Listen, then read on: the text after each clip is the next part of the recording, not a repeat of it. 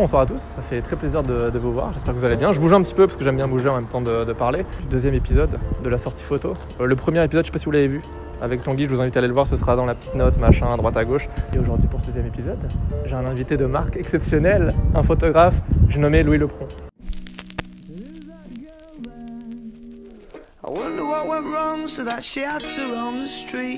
Comment ça va? Ça fait trop plaisir de t'avoir, je suis trop content. J'aime trop ton travail, ça je te l'ai déjà dit, voilà, machin. Je le redis parce que j'aime beaucoup trop son travail. Le concept, vous le connaissez, ces petites sorties photos, pas prise de tête. On va se balader autour, là on est sur la magnifique île Saint-Louis. Voilà, comme vous pouvez absolument pas le constater, ça se voit pas du tout, mais on y est. Et c'est très très beau. Et après il y aura une deuxième partie évidemment, avec des petites questions. Je sais pas par où aller. En vrai je sais pas, on va aller par là je pense, un truc comme ça, ouais. C'est bien par là, ouais.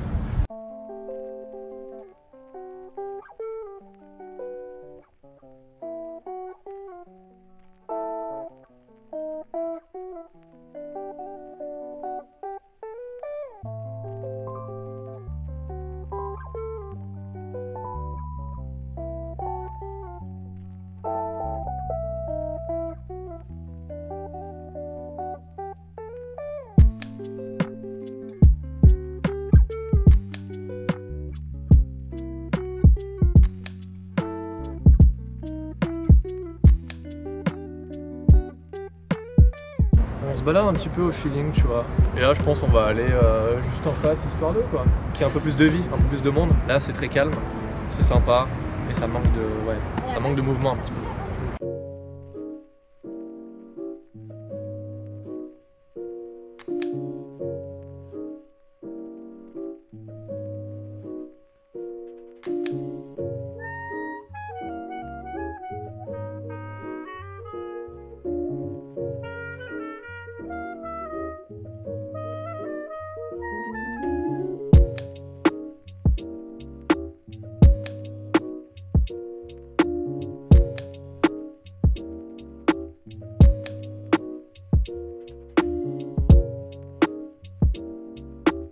On fait j'ai oublié le nom à chaque fois j'oublie. Un Carrefour Club, un truc comme ça. On prend les produits et je fais comme Edouard Baird, tu vois. Il y a une vraie poésie, son installation, il y a un petit Nescafé perdu au milieu des biscuits, il y a des choses très émouvantes. Il y a un tout petit gars qui est là dans un monde hostile, il est là. Le mec qui sort n'importe quoi, il te fait un poème dessus quoi. Ne buvez pas pour...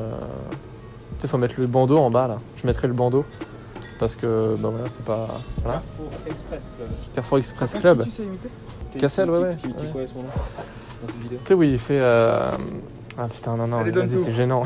C'est grave gênant. Le cinéma, aujourd'hui, c'est combien on va vendre de popcorn. Aujourd'hui, le cinéma, c'est vendre des popcorn.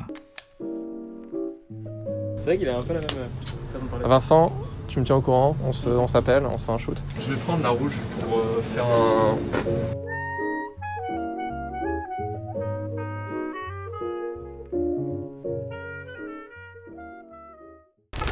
Là, on va discuter tranquillou. Vous avez vu les photos. C'est très très cool hein, ce que tu fais. Merci. Il y a plein de questions. Déjà, le début.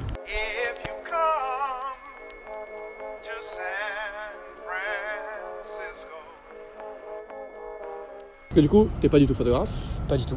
Pas professionnel, en tout cas pas au sens... même si j'ai déjà eu des commandes et tout, je suis avant tout journaliste. Les premiers souvenirs de photos, c'était mon père qui m'a filé un Nikon F3 argentique. Putain. On a été parti en voyage de famille assez classique, mais assez classique au sens où c'est toute la famille qui s'en va, aux États-Unis. Ah, stylé. Premier voyage, vrai grand voyage pour moi en tout cas, dans le sens où quitter l'Europe, aller dans un pays Mec, vraiment... J'ai fait presque la même. 3 semaines de road trip avec tous les grands parcs de l'Ouest américain, les Yosemite, les Grand Canyon. Et j'avais 12-13 ans, ça m'a choqué en fait de voir les paysages comme ça, de voir autant de grandeur et tout. Et au même moment, donc du coup, j'avais cet appareil photo Nikon F3. T'as des pellicules quoi, tu dois respecter le nombre de pellicules qu'on avait acheté pour le voyage. Ouais. Et il y avait ce côté, donc tu dois les respecter au sens où tu dois prendre des photos de manière beaucoup plus correcte. Donc au tout début, j'apprends un peu la photo comme ça. Mon père donc du coup me donne un peu les bases avec les bases de vitesse, d'obturation, tout ça, l'ouverture, etc. Ouais. Truc basique. Et là, je découvre des photos en fait et des images dont je me souvenais plus en fait presque. Oui, mais c'est ça. Il y a un côté genre redécouverte du voyage via ces images-là. J'ai fait, je crois que j'ai poursuivi avec l'appareil photo numérique, un petit appareil photo. Je crois que j'ai fait des trucs genre la macro, mais des photos de jardin. Des photos de jardin. Ouais, je sais pas, je me dis putain, j'ai un appareil photo, il faut que j'en fasse. Mais tu vois, en ayant t'essayes, aucune en fait, notion, aucune culture, tu vas au plus proche. De ce que tu as, du coup, c'est des fleurs. Et des plantes, parce que je n'allais pas faire des photos des gens de ma famille, j'étais, je pense, trop timide pour ça. Ouais. Enfin, c'était pas du tout mon truc que je voulais faire en tout cas. Ouais. D'ailleurs, je pense que je voulais rien faire, je voulais juste utiliser cet appareil, ce foutu appareil En photo. fait, ça, tu t'explores en fait, tu Ouais. découvres, tu as ton appareil, tu fais bah. Je sais pas ce que je fais, je prends un peu tout et n'importe quoi en photo. Bah, c'est ça. Pendant quelques années, c'est exactement ça. Tu prends un peu tout, n'importe quoi. T'as aucune valeur, t'as aucune culture de photo. T'as aucune notion. T'as aucune notion, donc tu te dis, ok, vas-y. Et tu vois ce qui te plaît le plus, tu vois. Ouais, donc tu prends des potes en photo. Ouais, c'est ça. Même parfois, on faisait des vidéos quand j'étais au lycée sur.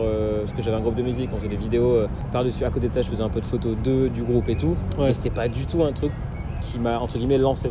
Il y a déjà quelqu'un qui a refusé que tu le prennes en photo. Ah, une seule personne. Alors, j'en ai une en tête.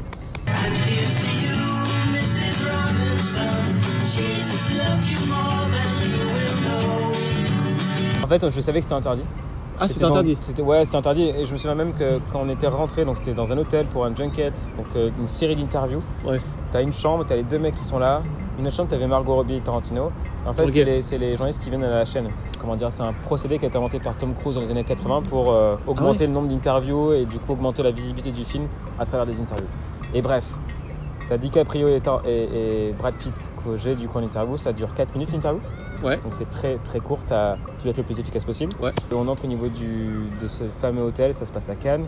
Et les mecs, je crois que ça m'est jamais arrivé dans ma vie, ils nous donnent une espèce de cache qui bloque l'objectif de l'iPhone. Mais non. De tous les Vraiment téléphones portables. Ouais. Ils Putain, voulaient c'est absolument qu'on incroyable. prenne aucune photo. Ah ouais. Et évidemment, donc ça veut dire prenez aucune photo ni de l'environnement, ni de l'hôtel, ni de la chambre, ni de, enfin bref, du couloir, n'importe quoi. Ridicule. Ok. Enfin ridicule, après ils voulaient pas qu'il y ait des images qui sortent. Et donc je demande une photo à la fin et Ouais. Brad Pitt il est en mode bah vas-y, pas de soucis. Je pense que DiCaprio il voulait pas trop. Il est pas très à l'aise avec ça. Il est pro mais pas jusqu'à accepter des trucs qui sont pas prévus. Ok, ouais. Il est pro. Voilà, il Ouais, fait je ce vois, qu'on ouais. demande et Pas plus, et pas plus. Ah ouais, ok, je vois. Ouais. Mais voilà, c'était un refus de l'agent, enfin ou du RP, je sais plus, du publiciste américain. Américaine, je sais pas. Que si jamais un jour tu arrives à une interview et avant l'interview t'es pas stressé, c'est qu'il y a un problème quoi. Ok, t'es toujours C'est stressé de que toute façon dans tous les cas. Vaut mieux en fait. Vaut Ouais, mieux, ouais. ça veut dire en fait que bah, tu kiffes en fait ce que tu Ouais. fais encore. Parce que si t'es plus stressé par rapport à une interview, ça veut dire en gros que t'es genre trop à l'aise, là il y Ouais. a un problème. T'es peut-être trop confiant, trop arrogant et je pense qu'il faut pas l'être quand t'es en journaliste. Ou alors t'as plus envie de le faire quoi finalement. C'est Ouais. une espèce peut-être de comment dire, de critère qui fait que tu te dis bon bah en fait là j'en ai plus rien à foutre de ce que je fais. Donc même pour la personne, enfin c'est pas pour être méchant mais moins connue ou la moins connue en tout cas Oui, qu'on mais c'est aura. pas ça qui importe, tu vois. Voilà, genre, c'est pas ça qui importe parce que l'idée c'est de faire à chaque fois la meilleure interview. Donc c'est ça qui doit mettre la pression. Ouais. C'est ça que tu dois avoir en tête à chaque fois. Est-ce qu'il y a une interview et une série de photos ou même une photo dont t'es le plus fier?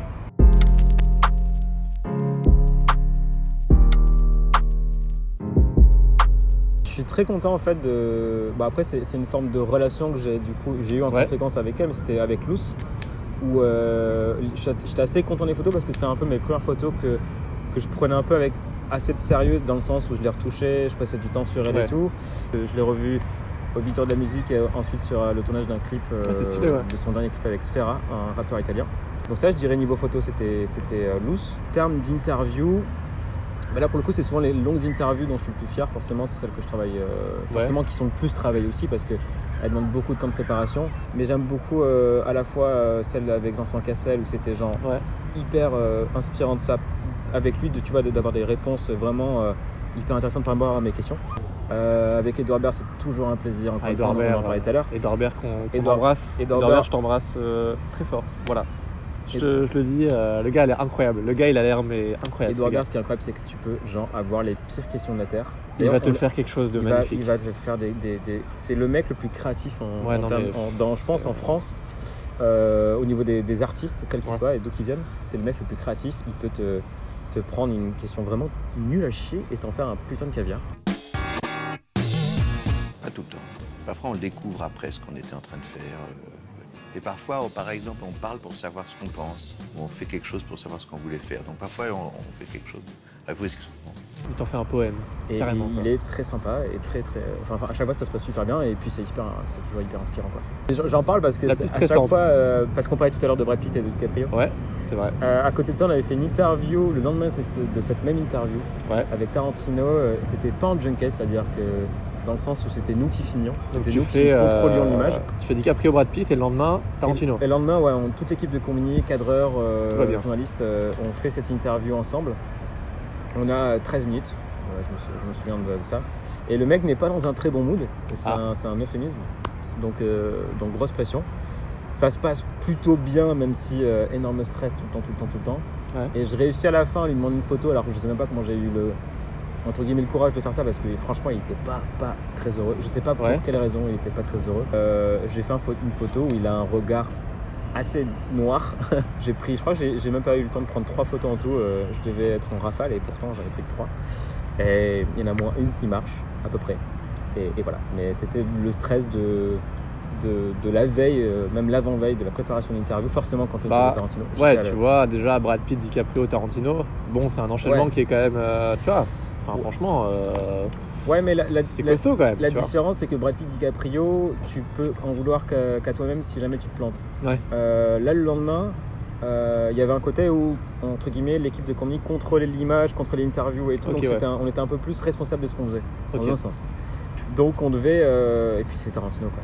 Oui, voilà, c'est face à un mec qui connaît la terre entière en termes de cinéma, tous les films du monde entier il les connaît presque. Donc t'as pas le droit à l'erreur, c'est ça le truc. Ouais. Et tu sais que tu auras plein d'erreurs parce que tu sais que t'es pas du tout à la hauteur d'où que tu viennes. Et même si t'es une espèce de ponte en termes de cinéma, tu vas en chier quoi. Ouais. Il est impressionnant quoi. Merci d'avoir suivi ce deuxième épisode, mec, ça m'a fait grave plaisir de discuter tranquillou. Cool. Et puis on se retrouve bientôt pour une prochaine vidéo. Puis d'ici là, à bientôt. Il y aura tout le travail de tout le monde dans la description, il y aura tout l'Instagram, je vous invite à aller voir. Le travail de Louis qui est quand même très qualitatif, ainsi que celui de Béranger, ainsi que le mien aussi, qui est plutôt qualitatif, on va pas se le cacher. Et puis ouais, je vous souhaite une très bonne fin de journée, puis à bientôt pour une prochaine vidéo.